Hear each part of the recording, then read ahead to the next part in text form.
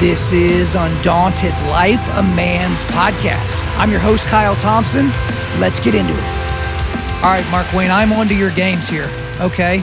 You came right on here, and as soon as you connected, you gave me a compliment. I don't know that you've ever given me a compliment before, but the only reason you did it is because we're not actually recording. But now we are recording. So how about you make your opinions known, all right?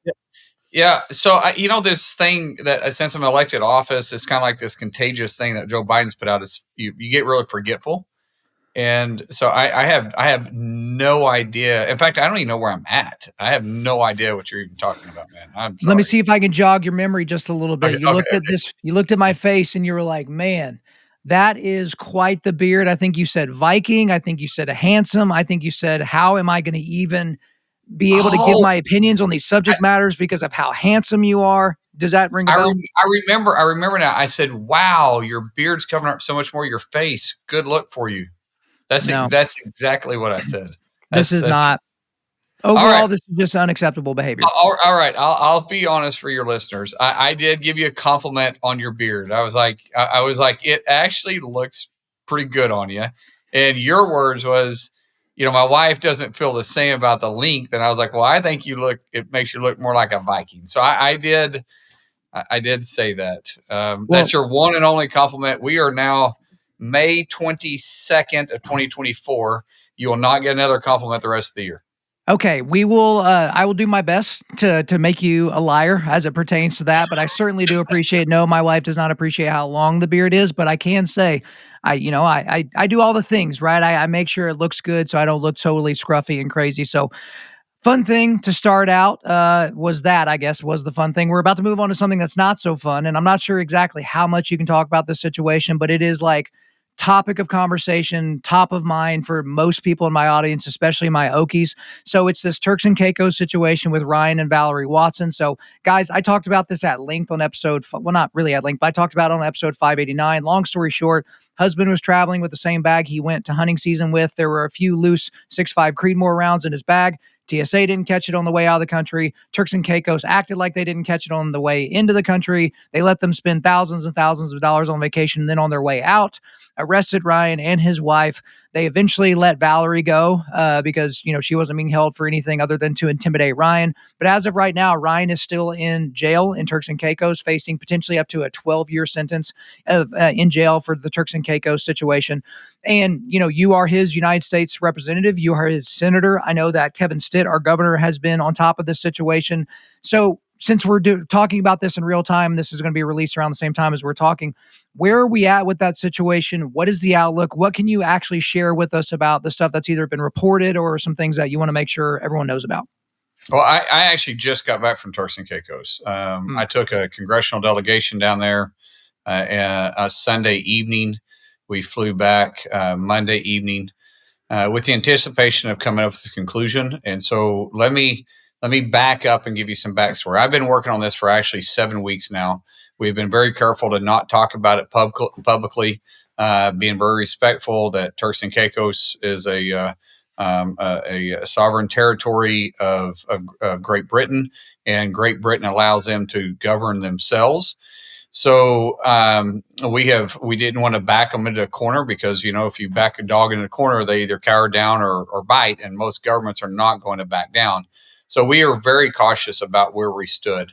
To kind of give people a background on this of what has happened is about 2 years ago, Turks and Caicos started seeing an influx of Haitians and Jamaicans coming to the island and started causing a lot of gun violence. They started seeing guns start getting ran into the country. They started seeing drug violence. Shootings started taking place.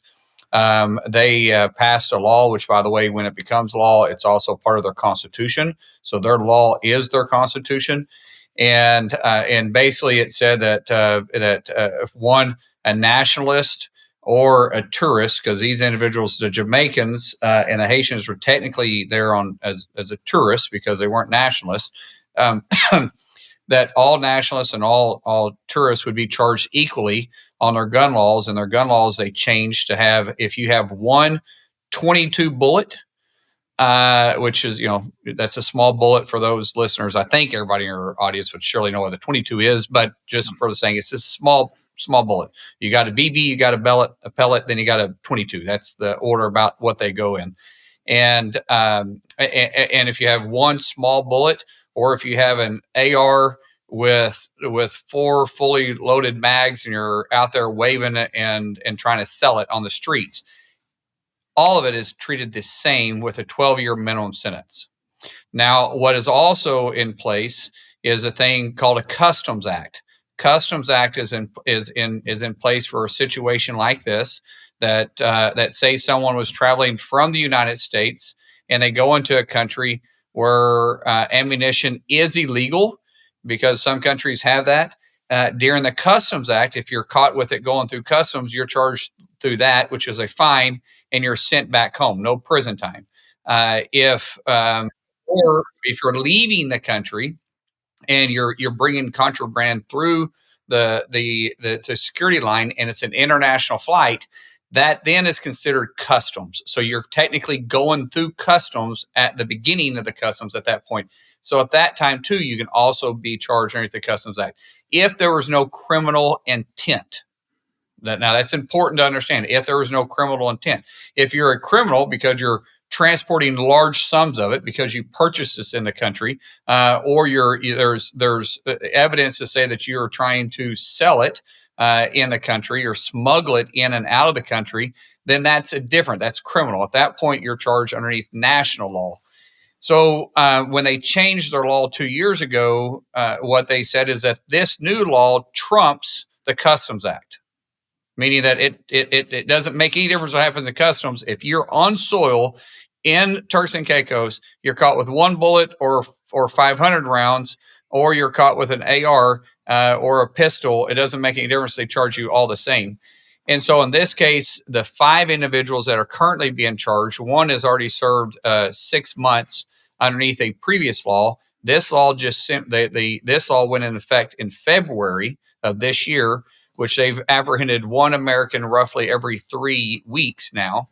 Among the 5 that are currently being charged as we speak, they've had less than 20 bullets among them combined. No gun. 20 bullets combined. Ryan Watson actually had the most of all of them. He had 4, as you said, hunting rounds. And then you have Brian, who will be charged. He'll be the first one sentenced, which will be Friday. Whatever day this is released, this is going to be charged this Friday. So what day was that? Today's the 22nd, 3rd, 4th, 25th. Is that right? 25th? Yep. As Friday. So he'll be charged this coming on the Friday on the 25th. It'll be the 24th. It'll be the 24th. This is releasing the day before that. Okay, so he'll be charged Friday the 24th. Yeah, today's Wednesday 23rd. Yeah, right. This is right Wednesday, not Tuesday. So anyways, he will be the first one actually charged up to the 12-year sentence. When we went there, we were really looking for a way forward. Keep in mind, their main driver of their economy is tourism, which equals 62% of their economy is tourism. Out of the 62%, 90% comes from the United States. 75% of every home owned in Turks and Caicos is owned by an American. 80% of every hotel and resort room that is slept in on a nightly basis is American. 70% of all cruise ships passengers are Americans. 70% of all imported goods to Turks and Caicos comes from the United States. And so you think it'd be in their interest to do what is right here. And what is right is, this is what I said to them, is if we have someone trying with intent to sell this stuff on your property or on your island, you arrest them and put them in a jail cell with someone that thinks they're cute. I don't care. But these are individuals that were on vacation, that was leaving your country, and they had no intent to do this. They was accidentally there, and they started blaming it on TSA, that TSA should do a better job. They wouldn't have to deal with this if TSA did a better job. Then they started arguing the point that the United States is at fault anyways, because we manufacture the bullets and the guns. And so I was like, hey guys, hold on a second. We're trying to get to the solution here. Let's figure out how to get to where we need to go. And Kyle, they weren't interested in it. They didn't seem like they had a problem with it, that it was our fault. And I said, so I even made another offer to them. I said, okay, if your intent is to keep the ammunition from coming into your country, then why don't we scan the bags as they come into your country? Because they only scan on the way out. They never scan on the way in. And they said, well, that's not our job. And I was like, no, if you want to keep it from being brought into your country, then you should scan it before it comes into your country. And that should be at customs. The problem is they actually did that. Then the people would be required to be charged to the Customs Act, because technically they haven't got accepted into the country. They haven't got their passport stamped. So they're still in the custom process. And yet they weren't interested in that either, which brings you to the conclusion that they're detaining Americans to harass us, I guess. I'm not saying they really are, but there's a solution to keep this from happening. And the law that they have in place could still be used for an intended purpose to keep the gun violence off their streets, which I totally support that's what they want to do. But Ryan is one of them that's been caught up in this mess. And so, we have a couple options. If they're not willing to address this, which we'll find out. They said that the AG that's appointed from Great Britain has said that they had put a directive to the judges, and to that they don't have to sentence them to a minimum of 12 years, that they can use discretion on the circumstances. So, and underneath those circumstances, if they fine them and say time served, I'm good with that. If they decide that they're going to sentence them to any length of prison, I'm not good with that. So that makes our next option is what can we do? Well, we do provide them with quite a bit of dollars for security purposes. So trafficking on the water around them, we partner with Turks and Caicos, with Great Britain, and ourselves on stopping a tremendous amount of drug trafficking and armed trafficking that's trying to come in and off the island. And the reason why they try to get it to the island is because the planes, the majority of them fly straight into the United States, and they're able to get on commercial flights. They hide them in the wings, they hide it in the cargo. They pay these individuals off, and that's how they're getting a lot of product in. So they're trying to get it into Turks and Caicos. So there's only one airport that people come in and off of. And they also try to get it onto cruise ships, because a lot of products, when they dock, get put on because they're offloading and onloading new supplies. And so that's why they're trying to get it to Turks and Caicos to begin with. We work very hard with trying to keep that from happening, so we can go after the resources to say, listen, if we're going to quit partner with you on this. And then the other option is to do not travel. So you enter a do not travel, which is what we more likely will start pushing. Then once you do that and the State Department finalizes it, then a cruise ship, for instance, that's going to go to Turks and Caicos, they won't be able to dock because the insurance to go there will be outrageous. Well, that's not going to hurt. That's not going to hurt the cruise ships. The cruise ships will just go to a different island. They'll just leave Turks and Caicos off their itinerary. But the tourist dollars and the dock fee from the cruise ship will hurt them pretty bad. If you're going to plan a vacation, you want to go there for a honeymoon, you want to go there for a wedding destination, you want to go there for just to get away on a normal vacation, whatever you want it to be, a travel agency won't be able to refer them to you. And if you choose to go there, you won't be able to get travel insurance. So some people still choose to go there, but majority of people won't be able to go there because they won't know about it, or they won't be able to get insurance. They want travel insurance, and there'll be a level 4 do not travel advisory that's going to put in place.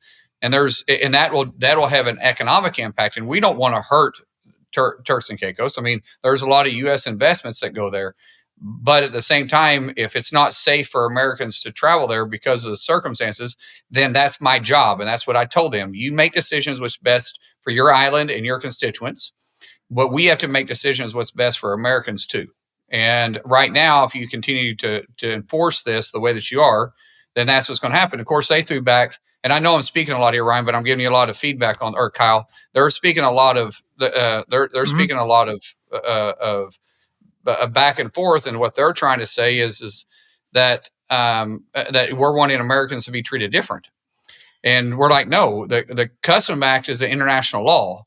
You can charge them underneath this. Your law is to catch what's happening on your streets. And if we have an American that's participating in that, then we're saying lock them up to full extent of your laws. No problem.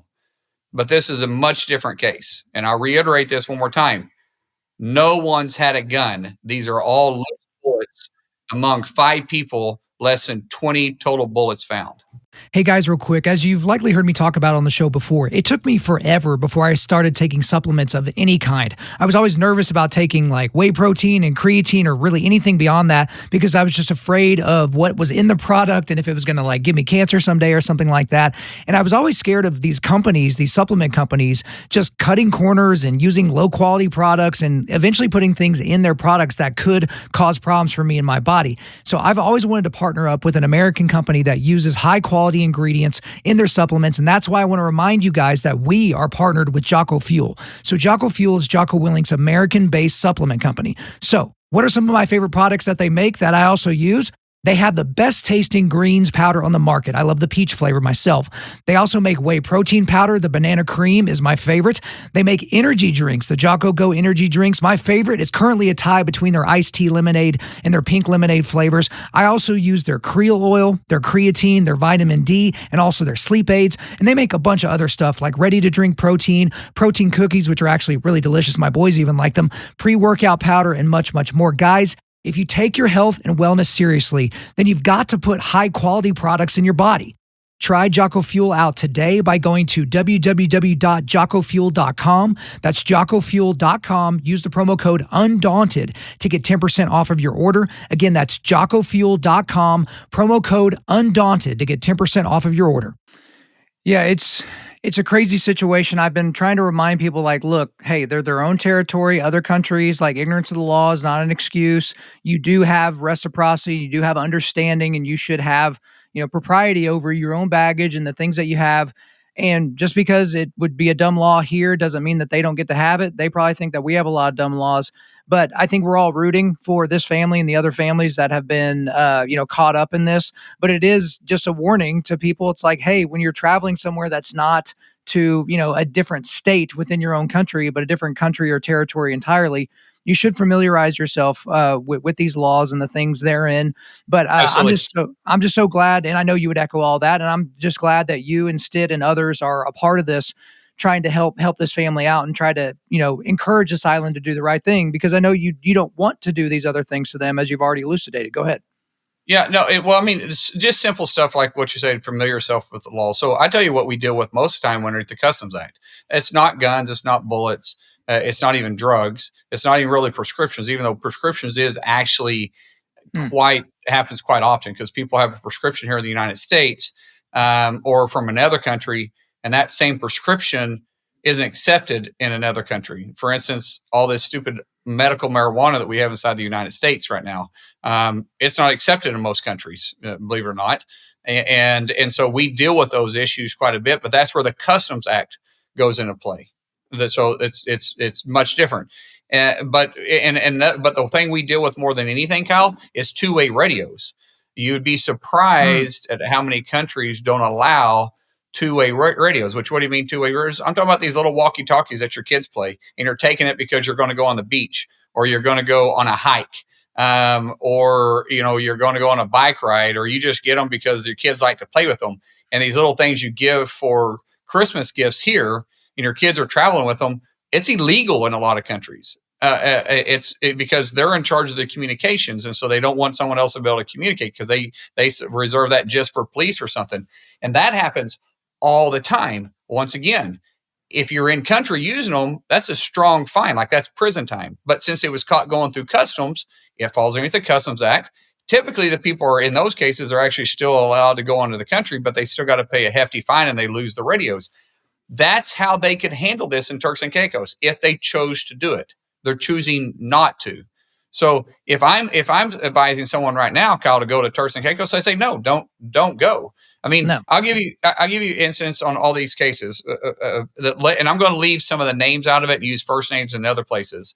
The lady who just recently got arrested from Florida, she was a grandmother, and she is a grandmother. Her daughter and her grandkids, which she has 5 grandkids, gave her a gift for Mother's Day to go to Turks and Caicos with her and her daughter. So they go down there. She grabs a bag out of her closet she had a gun in that she's never shot. She literally says she has it there because when her grandkids come over and stays with her, she wants a way to protect them because she's not married. And so she took the gun out of it. They go through TSA. They go through their vacation. They're leaving. and she gets arrested at TS or at the checkpoint. She's not allowed to say bye to her daughter. The daughter doesn't know what's going on.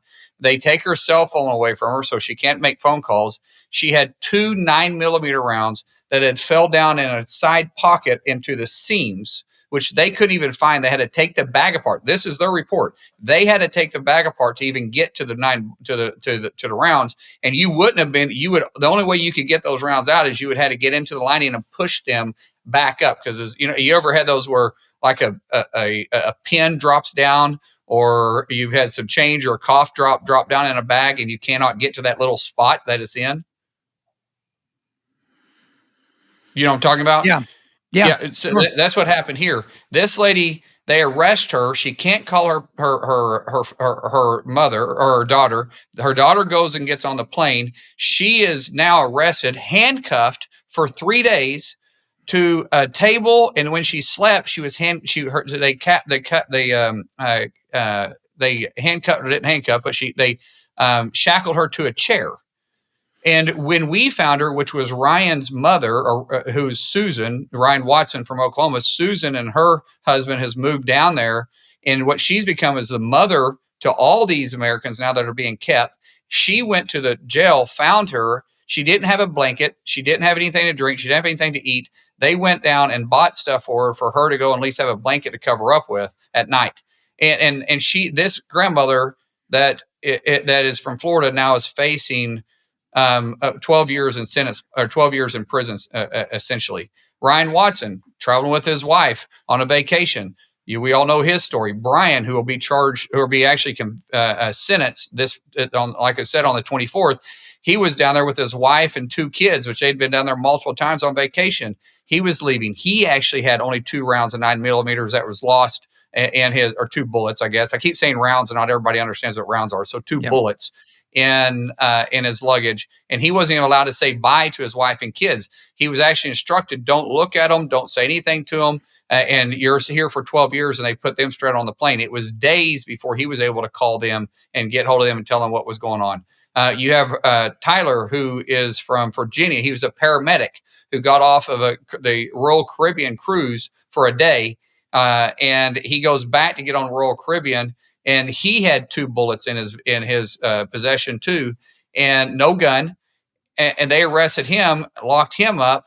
He couldn't get hold of anybody because they took his cell phone. His buddies who was traveling with him, they had to contact his dad. His dad flew down the island, couldn't find him because he was at a separate island and that was being held there. It took his dad several days to find him before he could actually get hold of him. Once they got hold of him, he had to borrow the money to bail him out, which was $15,000. And now they're having to just stay down there and spend money that they don't have. And by the way, on Ryan's case, they held him and his wife for 11 days.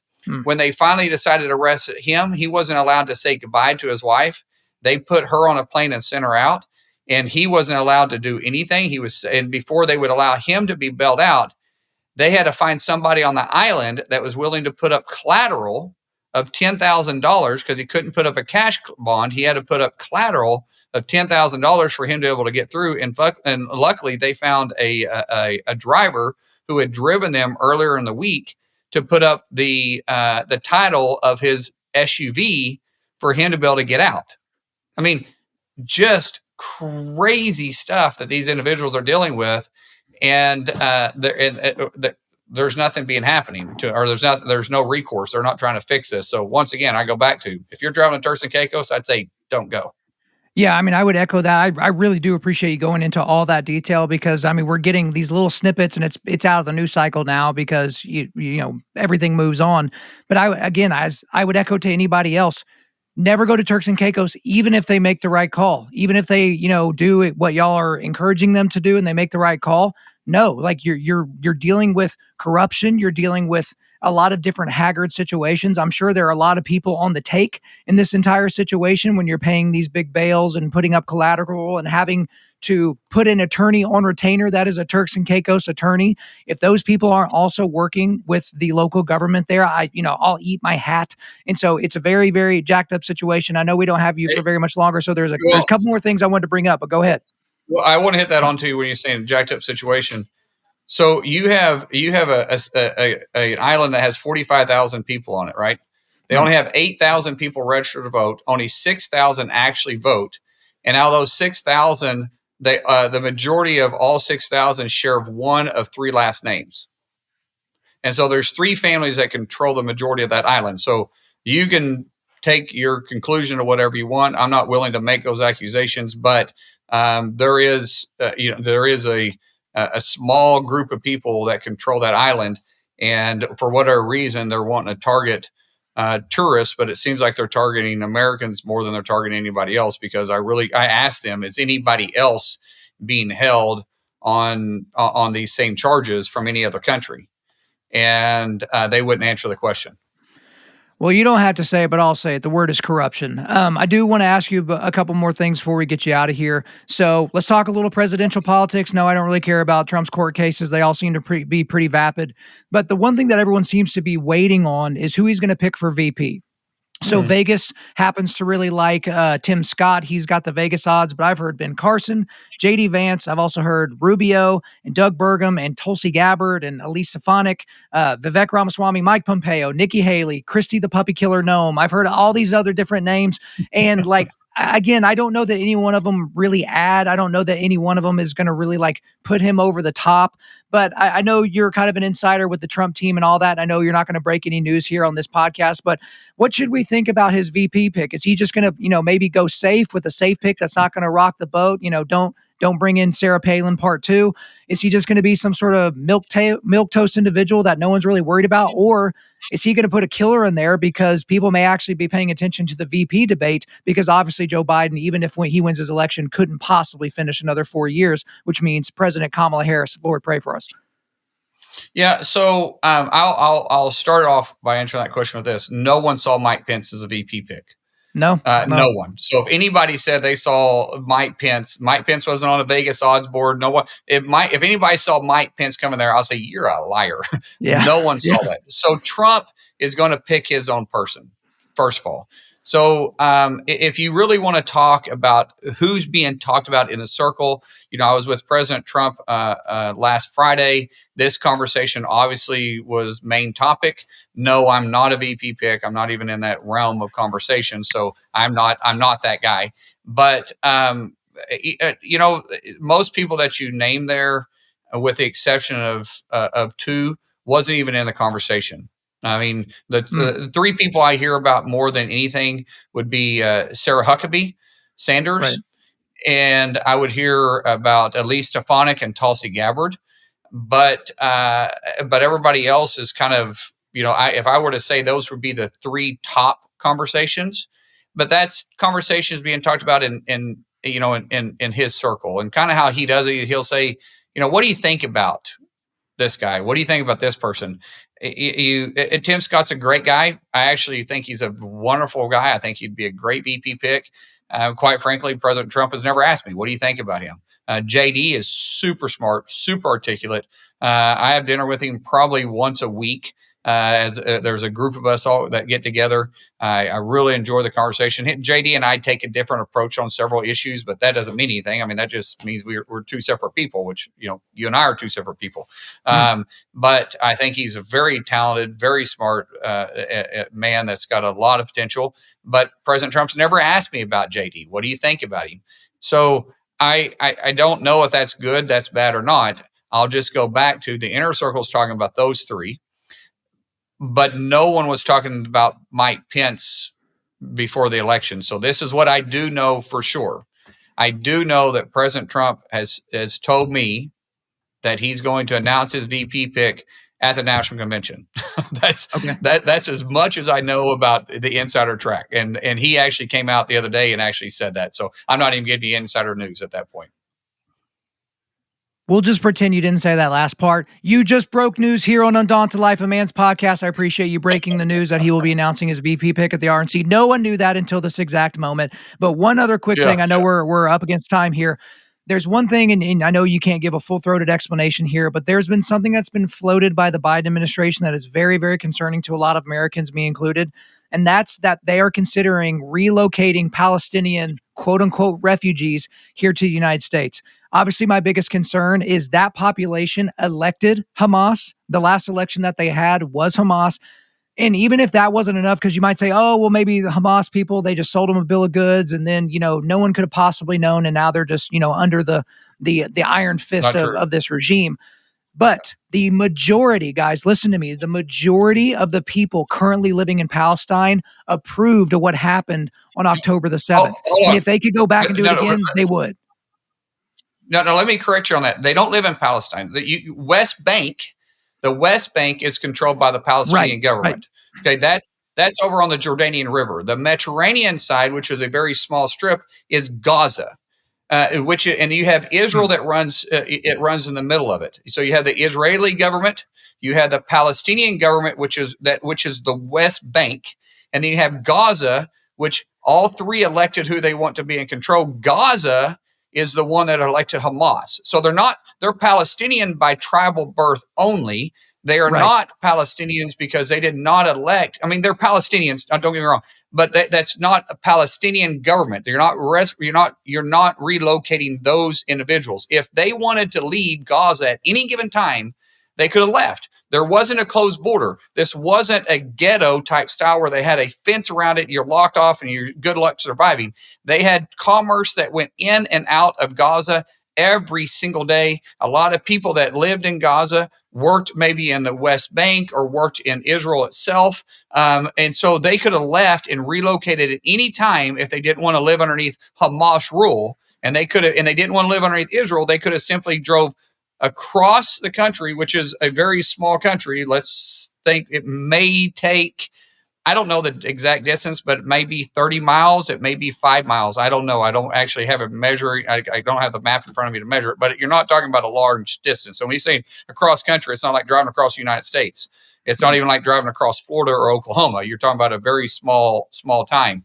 And they could have went and lived in the West Bank underneath Palestinian rule. So to relocate these individuals, you're locating 100% individuals that supported Hamas. They 100% knew what Hamas was about, and they 100% knew that Hamas was building an infrastructure underneath them and what they were doing. They supported that. And Hamas is a national recognized or an international recognized terrorist organization. You cannot simply take those individuals and put them inside the United States. That is way out of line. That is a huge national security risk. Why do you think that Egypt, which is right beside them, right beside Rafah, is not allowing these Palestinians to come into their country? Why do you think Jordan, which is right beside them, and 70% of the Jordanians, they're Palestinians too. 70% of the population in Jordan are Palestinians. So why do you think they're not wanting them to come into there too? Keep in mind, most of these individuals were actually in Kuwait at one time. And during Desert Storm, these individuals that's in Gaza, a big chunk of them, their family that was living in Kuwait and expelled out of Kuwait, or exiled out of, what's the word? Expelled? Is that the word I'm looking for? Anyways, they were kicked out of Kuwait, was because when Saddam Hussein attacked Kuwait, these same individuals joined Saddam Hussein to try to overthrow Kuwait. So they kicked him out of there too. So these are individuals that are not just okay with being brought in here. They will cause all types of problems. They will continue the ideological ideas that they have, that terrorist mindset isn't there. You're not going to rehabilitate that. So I will fight this tooth and nail. It is a huge national security risk for us to even think about doing this. Yeah, it certainly is. I'm glad to hear that you would fight so fervently there because, again, these Gazans say they should just go on vacation to Mexico and just walk across the border if they really want to get over. So it's not as if that we're, under lock and key as a country as it pertains to that anyway.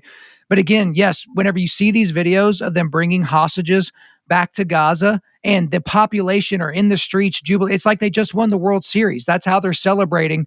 And they have people that have been beheaded. They have women that have been so brutally raped that they have like feces and blood coming out of the backsides of their body, and it's soaking their pants. And like, that's what these people were cheering for. And again, if we go back to the Hamas charter for the government that these people voted for, their number one thing is to eradicate all Jews. And so Israel is just part of that, but they want to kill every single Jew on the planet. There just happens to be a high concentration of them right next door. So we could talk way more about all of this, but we are completely out of time. I actually went over a little bit. Tell your assistants I love them so that they're not mad at me. But is there anything else you want to get off your chest before we get you out of here?